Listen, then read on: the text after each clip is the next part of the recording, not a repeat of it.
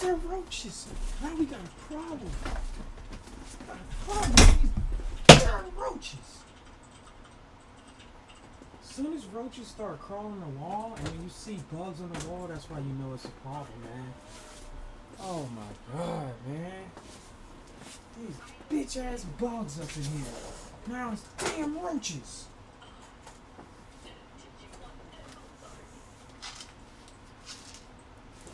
Hell no, not fucking roaches.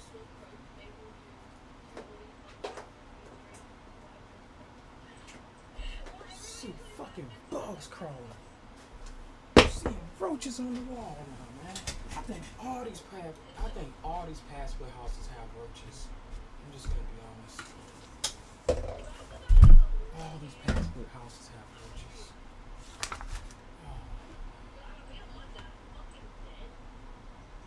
Play some battle. Wait a minute, do I even have the I'm gonna play some Fortnite. Wonder why I get people to come inside of this room. I don't even know who the freak these people are. I have no clue who these people are.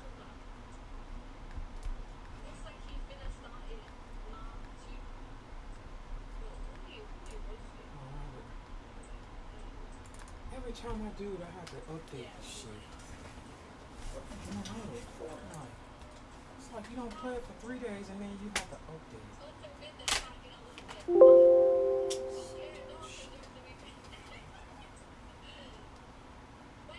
Show me damn roach.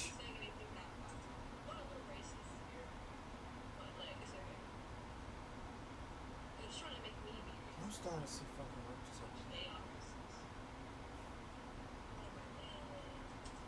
I bet I'm gonna have to update it. How the fuck I have to update this game every time I play it? Shit don't make no damn sense. And how do I update this shit every time I play? There's roaches on the damn thing.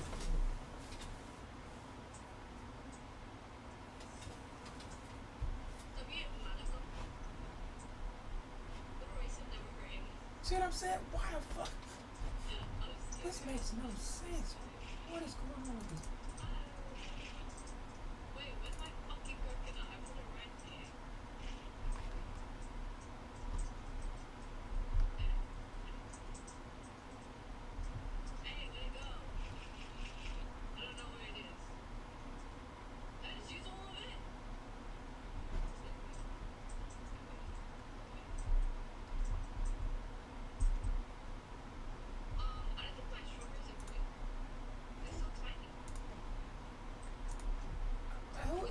Who knows about this stupid Fortnite trash, man?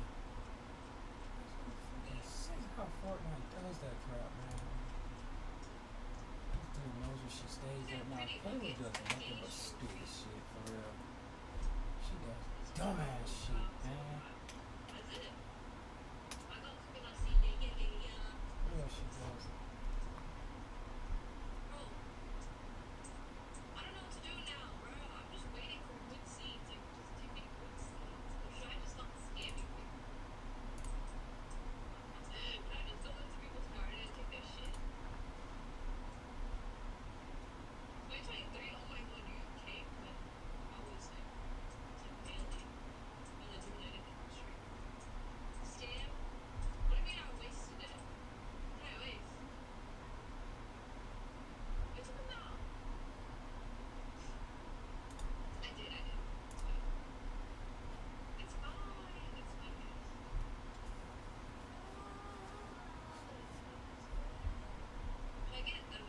In here in Atlanta, or in Fayetteville to be specific, your car and bike show has gotten bigger and bigger every year.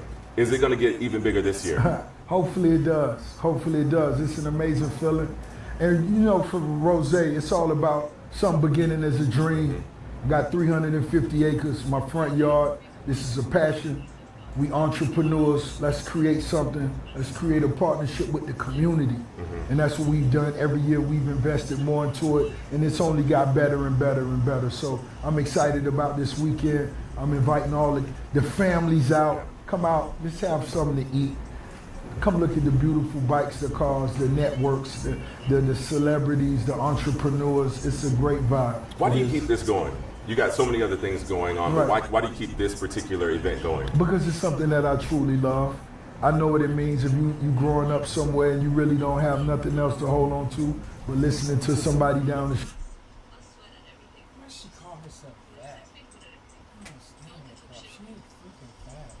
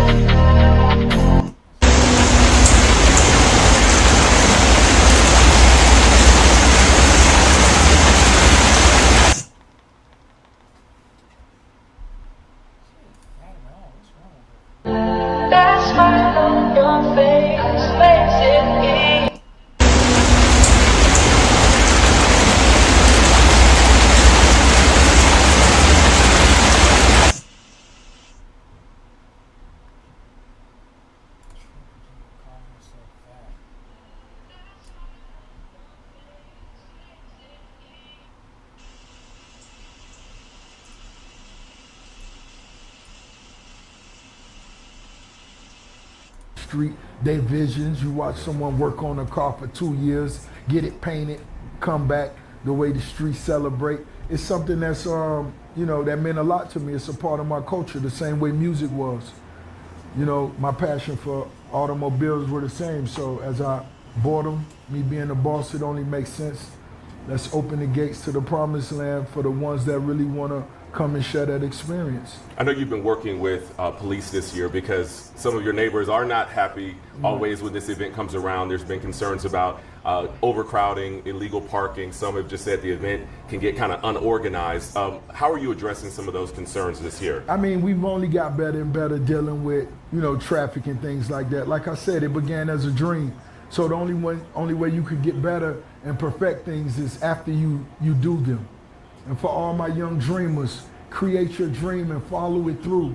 There will be mishaps, but you make sure you keep your heart in the right place. You make sure there's been no violence. And one time for all my neighbors that supports the car show, that writes the letters, leave the letters at the front gate in the mailbox, and want to see this happen. And that's who I do it for. Mm-hmm. But you have been working to make sure that things are orderly this year, more orderly than in the past. Oh, most definitely. Without a doubt. It was just making sure everyone got in and out smoother. But there's never been any violence. There's never been any nonsense. There's never been any foolishness. And I say, let's focus on that. Yeah. And for all the young kids that want to be bosses and have dreams, this is what comes with it. It won't be easy, but you make sure you put your most into it, and this will be the results. Yeah. A great event, something that makes history every year. Thousands of people loved it. You joked about a year ago that you might consider running for mayor of Fayetteville. Yeah, I did. Have you given any thought to that beyond that statement?